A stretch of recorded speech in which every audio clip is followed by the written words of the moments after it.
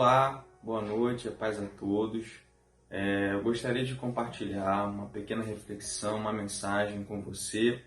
Se encontra no Evangelho de Marcos, capítulo 10, a partir do versículo 46. Diz assim: Depois foram para Jericó, saindo ele de Jericó com seus discípulos e grande multidão. Bartimeu, o cego, filho de Timeu, estava assentado à beira do caminho, mendigando. Ouvindo que era Jesus de Nazaré, começou a clamar: Jesus, filho de Davi, tenha misericórdia de mim. Muitos o repreendiam para que se calasse, mas ele cada vez mais gritava: Filho de Davi, tenha misericórdia de mim. Jesus parou e disse: Chamai-o. Chamaram o cego, dizendo-lhe: Tem bom ânimo, levanta-te, ele te chama. Lançando de si a capa, levantou-se de um salto e foi ter com Jesus. Perguntou-lhe Jesus: Que queres que te faça? O cego lhe respondeu: Rabi, eu quero ver. Disse-lhe Jesus: Vai, a tua fé te salvou. Imediatamente ele tornou a ver e seguia Jesus pelo caminho. Bom, uma passagem que por nós é muito conhecida, muito falada. Hoje eu queria compartilhar uma pequena palavra daquilo que eu enxergo ser 4 lições que pelo menos, repito, pelo menos, podemos aprender dessa passagem e desse indivíduo. Queria destacar aqui as 4 lições que nós aprendemos com o cego de Jericó. A primeira delas, precisamos reconhecer o nosso estado de fragilidade. Observemos que nessa passagem existia um indivíduo com uma necessidade, com uma enfermidade. O texto indica que ele não era cego de nascença, porque no texto ele clama por tornar a ver. Um dia ele já viu, mas aconteceu alguma coisa na sua vida que o impediu de ver, e trouxe a ele essa enfermidade, a cegueira. E ele ouve dizer que Jesus de Nazaré passava pelo caminho, então ele se coloca a clamar desesperadamente por uma cura, por uma intervenção daquilo que ele entendia ser alguém que teria um poder sobrenatural para lidar com o seu tipo de doença, com o seu tipo de situação, com o seu tipo de enfermidade. Ele clama por cura, num clamor e num grito desesperado, a fim de que sua enfermidade fosse sanada. E diante disso, nós observamos que ele não tem nenhum problema em expor o seu clamor, ele não tem nenhum problema em expor o desespero do seu interior, da sua alma, a fim de encontrar cura. E para que isso acontecesse, ele se abriu, ele se expôs ali diante de Jesus e diante de toda aquela multidão. A primeira lição que eu aprendo é que nós precisamos, antes de tudo, reconhecer o nosso estado de fragilidade. Nós precisamos reconhecer aquilo que em nós é frágil, aquilo que em nós é enfermo, aquilo que em nós precisa de cura. E diante disso precisamos apresentar a Jesus, aquele que tem o único poder de nos curar. Nós precisamos apresentar a Jesus o nosso estado, a nossa enfermidade, o nosso coração, a nossa vida.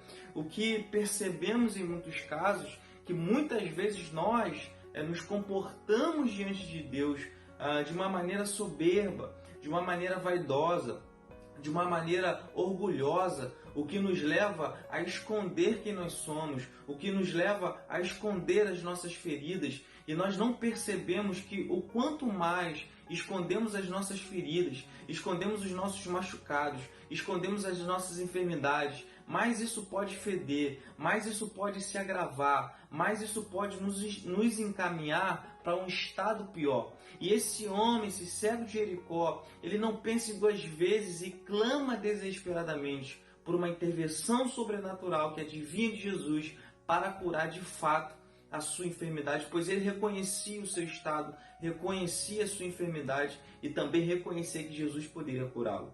Primeiro de tudo, nós precisamos reconhecer o nosso estado de fragilidade.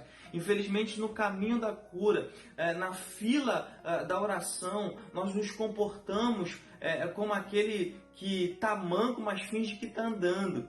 O cego finge que está enxergando, o surdo finge que está ouvindo.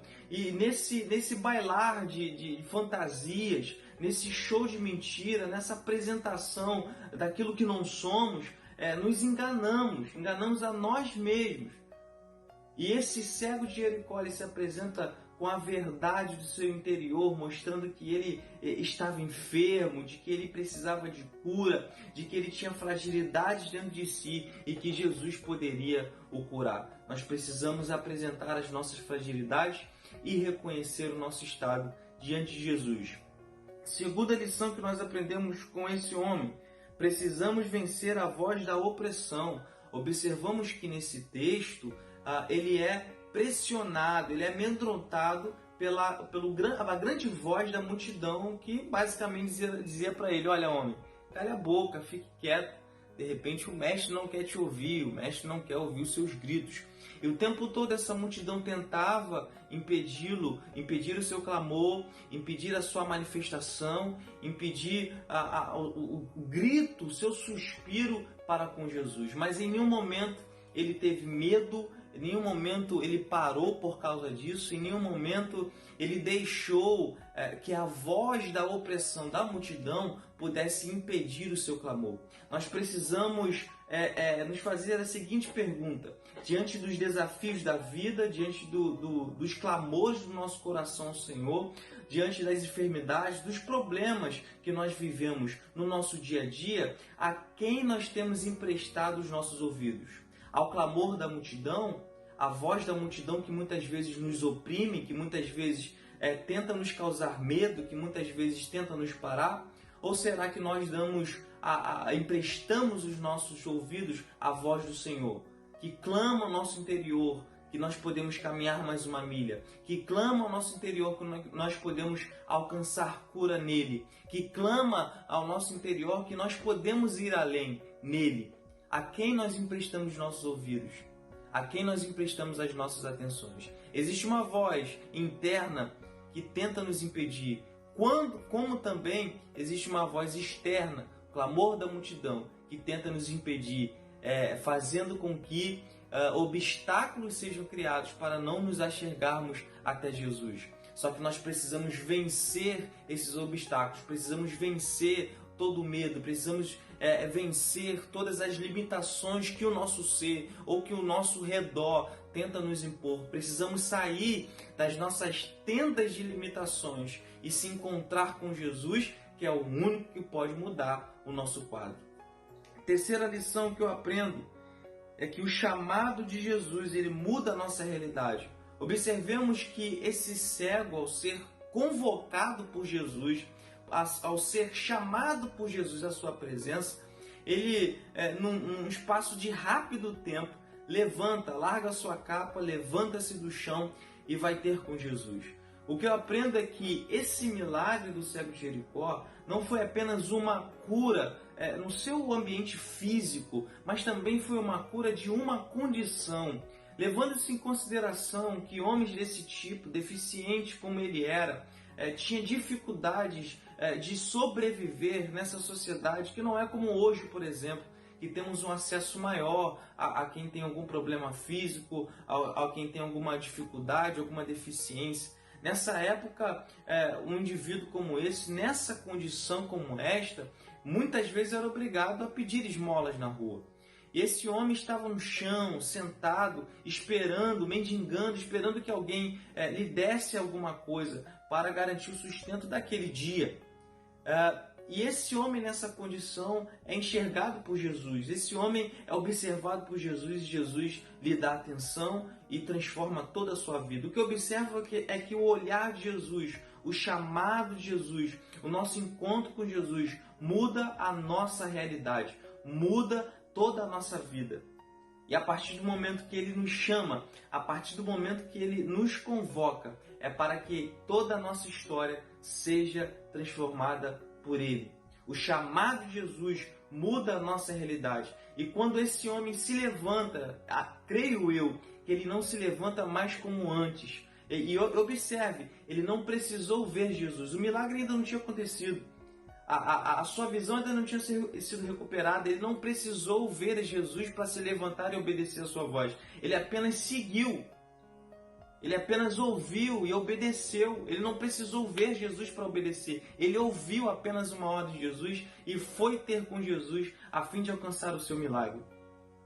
Porque o chamado de Jesus mudou a sua realidade. Eu acredito que o milagre começou aí, quando ele se levanta dessa condição e vai ter com Jesus, aonde ele encontra destino para a sua vida. A voz do Senhor nos traz destino de vida e a voz do Senhor nos traz destino. A voz do Senhor nos tira das limitações da nossa vida. Quarto e última lição. Jesus restaura a visão de Bartimeu. Enfim, o milagre chega. Enfim, aquilo que ele pediu é chegado. Aquilo que ele pediu se assentou em sua vida e com certeza lhe deu grande felicidade. Mas observe, e aqui eu termino com esse último ponto, com essa quarta lição. Precisamos reconhecer que todo o nosso serviço, que toda a nossa vida deve ser entregue ao Senhor como forma de gratidão. Observe que esse indivíduo, no final do texto, ele segue a Jesus. O texto termina dizendo que ele segue a Jesus. Eu acredito que esse cego, ele entendeu que o maior ato de gratidão que ele poderia oferecer a Jesus por tudo que Jesus o fez, pela atenção que Jesus o deu, pelos ouvidos que Jesus emprestou para ouvir o seu clamor e pela cura que Jesus ministrou aos seus olhos, eu acredito que ele entendeu que o maior ato de gratidão que ele poderia oferecer ao Senhor seria toda a sua vida como serviço e dedicação a Deus. Observemos que precisamos analisar tudo que o Senhor fez na nossa vida, tudo que o Senhor tem feito e a crença e a fé de tudo que o Senhor ainda fará. Isso deve ser correspondido com toda a nossa vida entregue ao Senhor como forma de gratidão. Esse cego clama, esse cego grita e suspira por um milagre. No final, ele é atendido e depois ele responde como um ato de gratidão a Jesus, seguindo a Ele, seguindo os seus passos. Que possamos observar essas 4 lições, que pelo menos são 4 lições. Acredito que o texto é rico, mas pelo menos destacamos aqui 4 lições e que eu creio que nós devemos seguir. Precisamos, primeiro, reconhecer o nosso estado de fragilidade diante de Jesus. Precisamos vencer a voz da opressão diante do medo que é imposto ao nosso redor e até mesmo no nosso interior. Precisamos entender que o chamado de Jesus muda a nossa realidade, nos traz destino de vida, nos traz propósito de vida. E por último, precisamos entender que toda a nossa vida deve servir como entrega, como sacrifício ao Senhor, como um ato de gratidão por tudo que Ele tem feito. Espero ter colaborado com a sua fé e ter compartilhado uma palavra para o seu coração. Fiquem todos na paz. Boa noite.